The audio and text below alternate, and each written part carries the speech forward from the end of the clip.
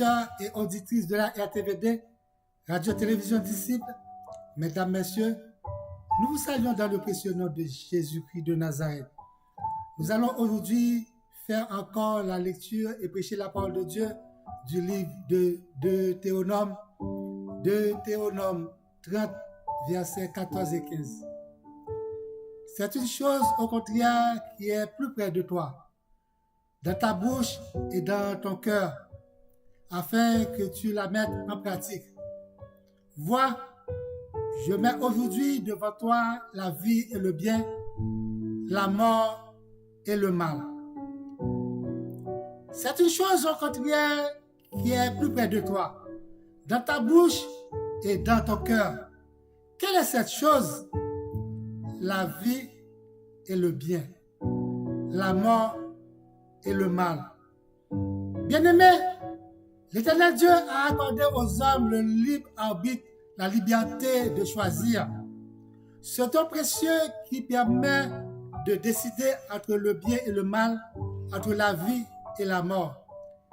C'est-à-dire la capacité de faire ses propres choix selon les principes de Dieu et son caractère. Et ensuite, Dieu plaça l'homme dans sa colonie sur la terre pour diriger. Selon ses principes et son caractère, Dieu a établi ses lois afin qu'il puisse vivre heureux sur la terre s'il obéisse à ses préceptes et ses lois. Bien-aimés, l'Éternel Dieu ne fait jamais rien sur la terre des hommes sans qu'il ne leur avertisse pas ce qui va se passer. Malgré c'est lui qui les a créés et formés, dont il est le point, le maître, le fameux, le roi des rois, et il est le Dieu des dieux, gloire à Dieu. Il respecte le choix des hommes en leur exhortant toujours durant et pendant toute leur existence sur la terre en leur disant: j'ai mis devant vous la vie et la mort, la bénédiction et la malédiction. Choisissez donc la vie afin que vous viviez, vous et votre descendant. Bien-aimés, ce libre arbitre est à la fois une bénédiction et un jugement. Ce libre arbitre n'est pas une liberté de faire ce que vous voulez, mais plutôt c'est la responsabilité de devenir ce que vous devrez être en Jésus-Christ, notre Sauveur. Si le Christ vous affranchit, vous serez réellement libre. Merci Seigneur. Ce libre arbitre n'est pas aussi un libertinage de courir après les choses charnelles en même temps de chercher les choses spirituelles. D'ailleurs, la source ne peut faire jaillir par la même ouverture l'eau douce et l'eau amère. Ce libre arbitre rend l'homme fou ou égaré. L'homme dépourvu de son bon sens. Quand l'heure est arrivée pour prendre une bonne décision, il rencontre la difficulté de faire le choix. Isaïe 53, verset 6 nous dit: nous étions tous errants comme des brebis, chacun suivait sa propre voie. Et l'Éternel a fait tomber sur lui l'iniquité de nous tous. Oh, gloire à Dieu. Il a fait tomber sur lui l'iniquité de nous tous pour pouvoir nous montrer exactement le chemin de notre destinée, qui est le chemin du royaume, le chemin de la vérité, le chemin de la vie. Il s'est fait chair en descendant sur son trône royal. Merci Seigneur. Bien-aimés, la vie de Jésus sur terre nous donne le choix réel de pouvoir vaincre toutes les forces du mal et du malin. En vérité, je vous le dis, celui qui croit en moi fera aussi les œuvres que je fais. Et il en fera de plus grandes parce que je m'en vais au Père. Jean 14, verset 12. La vie de Jésus sur terre nous montre et nous révèle notre identité. Vous êtes le sel de la terre, mais si le sel perd sa faveur, avec quoi la lui rendra-t-on? Il ne sert plus qu'à être jeté dehors et foulé aux pieds par les hommes. Matthieu 5, verset 13. Sa présence sur terre nous révèle la gratuité d'amour pour nous et nous lui devons la louange, l'adoration, de lui contempler en lui glorifiant pour trouver en lui notre bonheur éternel. La vie de Jésus-Christ sur terre nous révèle et nous dévoile également notre source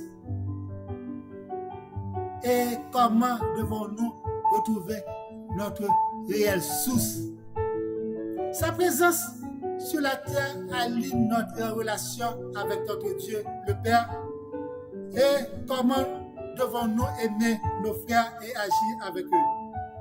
Il nous enseigne comment nous allons être si nous le suivons. Bien-aimés, il nous exhorte toujours de chercher premièrement le royaume de Dieu et sa justice.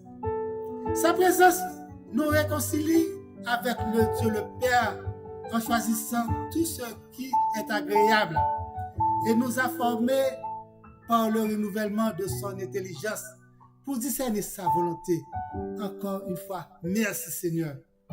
En revanche, bien-aimés, est-ce que le choix du bien et la vie, c'est-à-dire le choix de Dieu, va réellement activer le plan de Dieu dans votre vie? Certainement oui. Oui, un bon choix active le plan de Dieu sur nous parce qu'il a des plans pour nous. Bien-aimés, mais il attend toujours notre approbation, c'est-à-dire notre petit oui, en disant « Viens dans ma vie et demeure en elle pour toujours. » Et il va se souvenir de Jérémie 29, verset 11.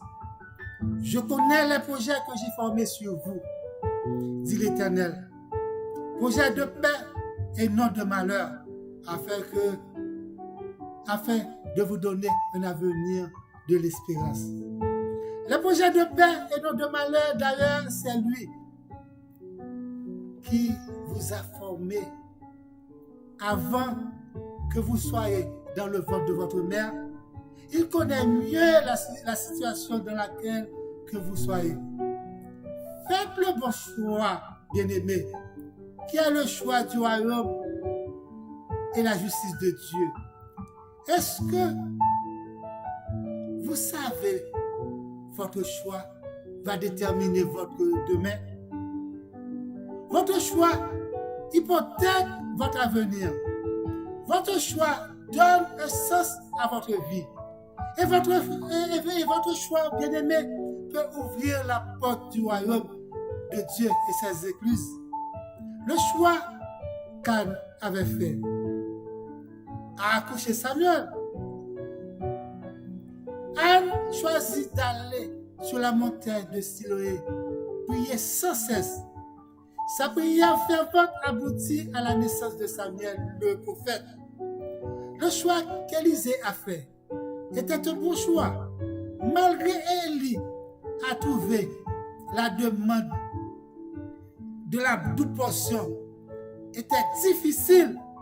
Élisée reste avec une ferme détermination de recevoir la double portion de l'esprit qui réside en Élie. Le choix que Ruth avait fait, bien-aimé, était bon. C'est un bon choix. A déclenché un David parce qu'elle accepté d'adopter le Dieu d'Israël. Et le choix de Moïse, bien-aimé.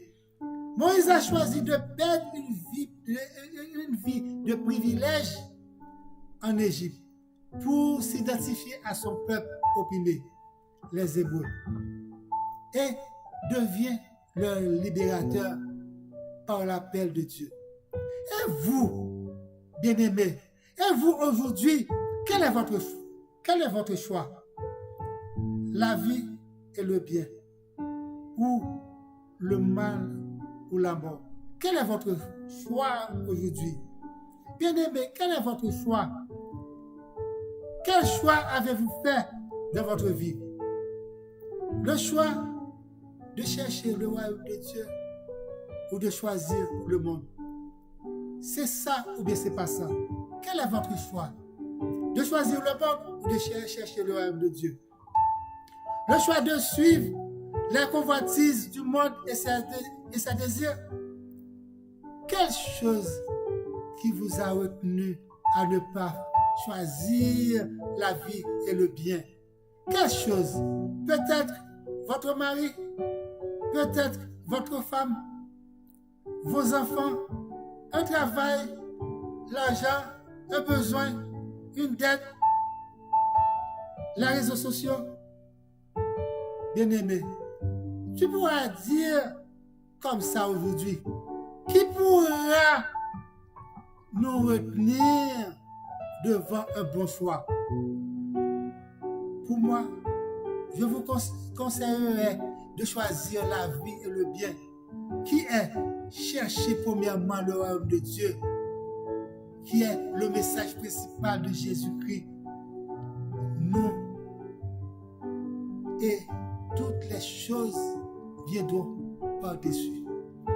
Cherchez, faites ce choix-là, bien-aimés, afin que vous soyez plus que vainqueurs, afin que vous ayez la vie éternelle. Faites ce choix. C'est un bon choix. C'est le choix du bien. C'est le choix de la vie si vous faites ce choix. Bien-aimés, c'est ce choix-là que je vous conseille aujourd'hui. Bien-aimés, je vous souhaite de passer une bonne et heureuse semaine. Une bonne et heureuse semaine de fête.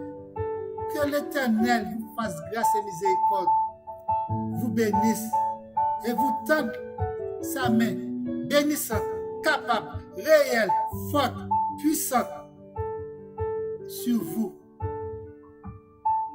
dès maintenant et à jamais. Restez avec la paix de Dieu. Bonne semaine. Si vous avez des questions à me poser, n'oubliez pas de m'appeler au 438-932-8032. Et si vous aimez cette chaîne, faire des commentaires et abonner à votre chaîne, à cette chaîne. Merci, bonne semaine, que Dieu vous bénisse. Amen, amen, amen. Faites un bon choix aujourd'hui. Merci. C'est le choix de chercher premièrement le royaume de Dieu et sa justice. Merci. Bye bye. I love you. Je t'aime.